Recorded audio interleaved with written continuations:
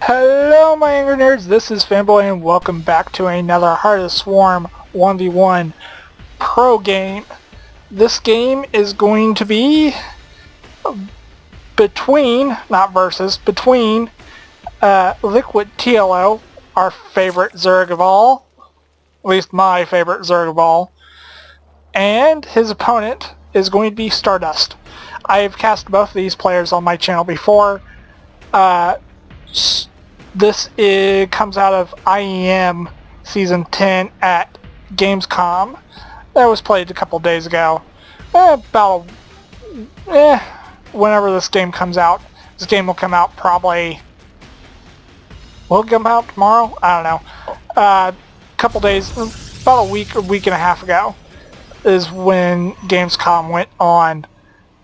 You have a pretty standard opening from Zerg and Terran. TLO, I've been following since I started watching Starcraft, professional Starcraft, and TLO is always fun to watch. He is somebody that just likes to entertain and likes to have fun in Starcraft. So, yeah. And Stardust, he's a relatively, to me, he's a relatively newcomer. Has done pretty well for himself over the last 2 years. In 2014, he won $32,000. And what I know of TLO, he won about $5,000 last year. But this all comes from Wikipedia. Do not take it for granted. At least that's what I could find on both players. This year, they didn't have a whole lot for either player on Liquid Reddit. Or did I just say Liquid Reddit? Because that would be one weird combo. I mean, that would be one really, really weird combo. But yeah, Liquipedia, not Liquid Reddit. I have Reddit on my mind for some strange reason.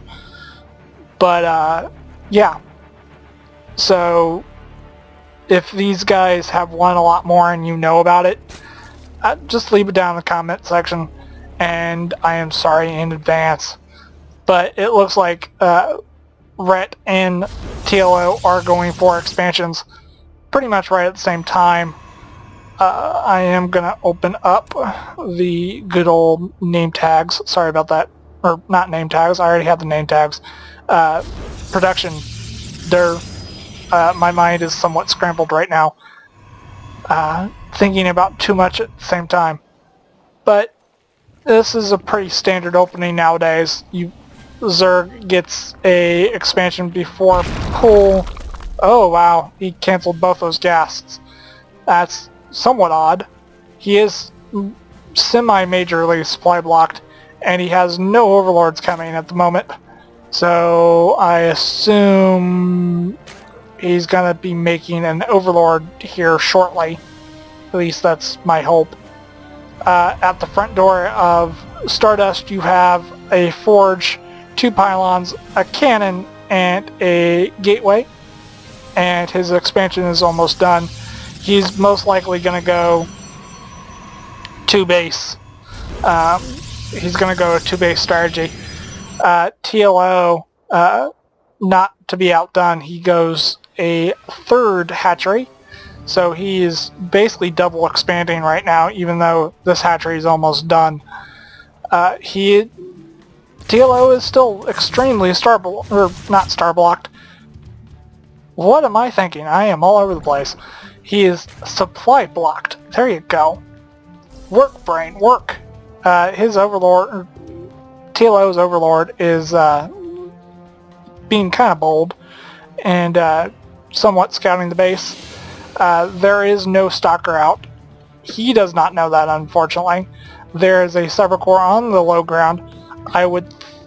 If I was Stardust, and trust me, I'm not as good as Stardust, I would have put a pylon up here and put my Cybernetics core up on the high ground, just because I don't want it to get sniped in some way. Stardust has seen all bases that TLO has. He knows that he has double expanded, and right now is mostly focused on drone production. So what is Stardust going to do? Stardust is going for his warp gate, so that's a thing.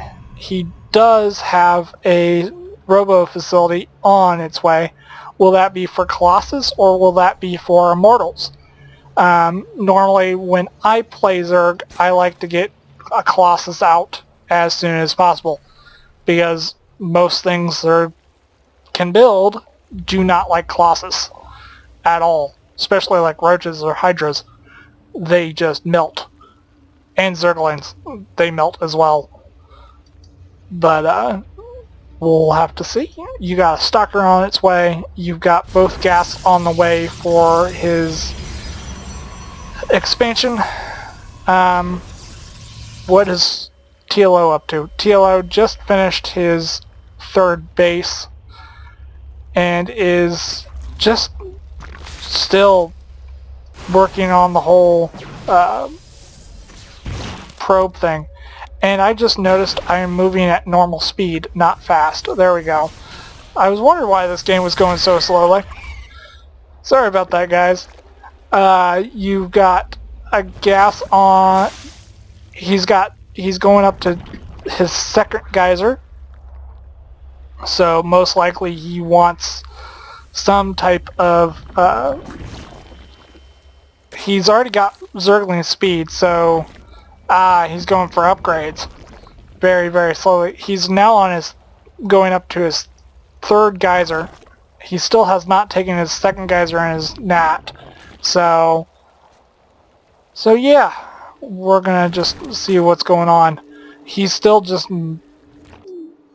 droning like crazy for the most part. He is building a Overlord to replace this one because it's pretty much on a suicide mission right now. No, it looks like he is going for Immortals. He is literally pumping out Immortals right now. And Sentries. Because, well, Sentries... The Sentries in mass, if you did not know, kill things quite quickly. And that Stalker right there has 3 kills because it killed 2 Lings and an Overlord. So, sorry about that. First Blood has been drawn quite a while ago. But TLO is in a good spot right now. He has 3 bases. He is still droning, but he is now working on Hydras. Where is that Hydra? He does have his lair on the low ground. That's kind of odd. There is his Hydra den. He is getting range for those Hydras +1, and he's going to get a lot of them, it looks like. But Stardust is on the move out.